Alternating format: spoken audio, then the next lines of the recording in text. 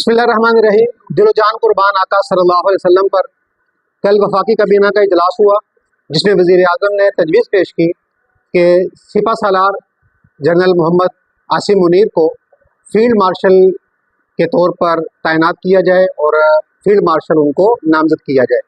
वफाकी काबीना ने मुतफ़िका तौर पर उसकी मंजूरी दी। आपको ये बताते चले कि जनरल आसिम मुनीर साहब ये दूसरे जनरल हैं जो फील्ड मार्शल के ओहदे पर फायज हुए हैं। इनसे कबल 1958 में 1958 में जनरल अयूब वो फील्ड मार्शल बने थे, पाकिस्तान के पहले फील्ड मार्शल। लेकिन फ़र्क ये है कि जनरल अयूब उस वक़्त सदर पाकिस्तान भी थे और आर्मी चीफ भी थे। उन्होंने खुद अपने आप को उस मनसब के लिए, फील्ड मार्शल के लिए नॉमिनेट किया, जबकि जनरल आसिम मुनीर ये चीफ ऑफ आर्मी स्टाफ तो हैं लेकिन हुकूमत में नहीं है। इनको एक सियासी गवर्नमेंट ने नामज़द किया है।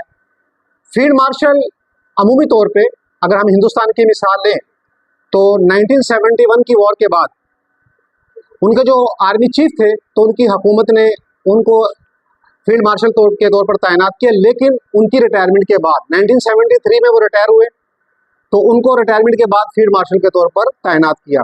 जब कोई जर्नल सिपा सलार बनता है, आर्मी चीफ बनता है, तो वो 4 स्टार जर्नल होता है।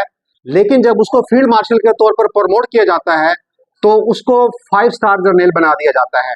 और मुल्क में ये दूसरे 5 स्टार जर्नल हैं जो इस मनसब पर तैनात हुए हैं और हाजिर सर्विस हैं, जो इस मनसब पर 2027 तक तो वो आर्मी चीफ रहेंगे।